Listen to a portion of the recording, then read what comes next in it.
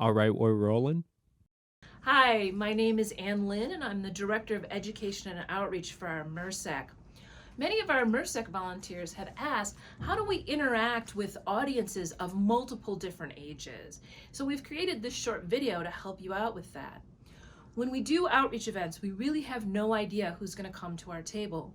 And one thing to keep in mind is that sometimes young people are very familiar with our topics, whereas older students, like high school students or adults, may have no idea about material science. So you can't always assume a level of knowledge and background based upon their age. What we're recommending you do is use our invite, engage, explain method, and we'll show you how to do that. The most important thing to remember about these events is that we want people to engage with material science and material scientists in a way that's fun and memorable for them. It doesn't really matter if they remember all the details about the activity. We want them to remember that they had a good time doing science and engineering and feel like it's something they can do and maybe a field they could eventually go into.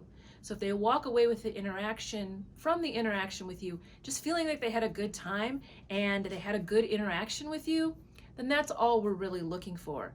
If they remember specific details, great, but that really isn't the main point of outreach. So now let's show you some examples of how you could work with different age groups using one of our outreach activities.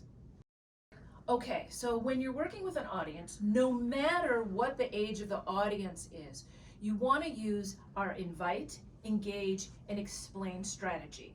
And the invite and engage part will be the same regardless of the age of the audience. So you first say, hi, do you want to do something cool? Sure. All right. So if the child is old enough, then you can hand them the material and explain to them what you want them to do. If they're very young, you might want to give something to their parent so the parent can help a small child along. All right.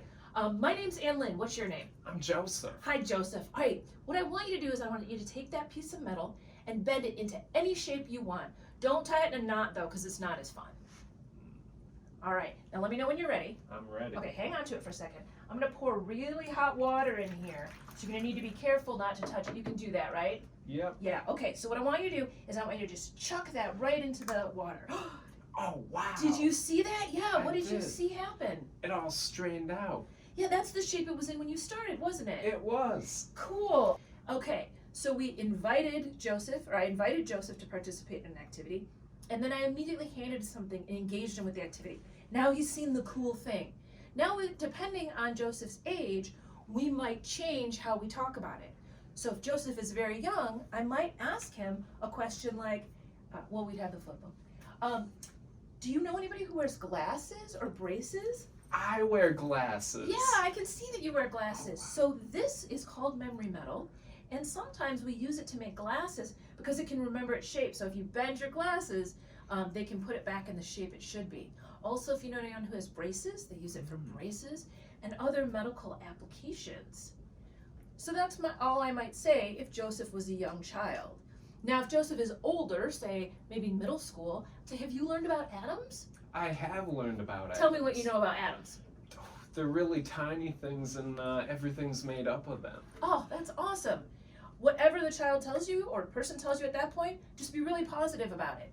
Cool. Well, here with our memory metal, it's made of two kinds of atoms. Two kinds? Yeah. And what material scientists do is they change the amount of one atom versus the other, and that changes the properties of this. So the temperature at which it would go back into that straight line.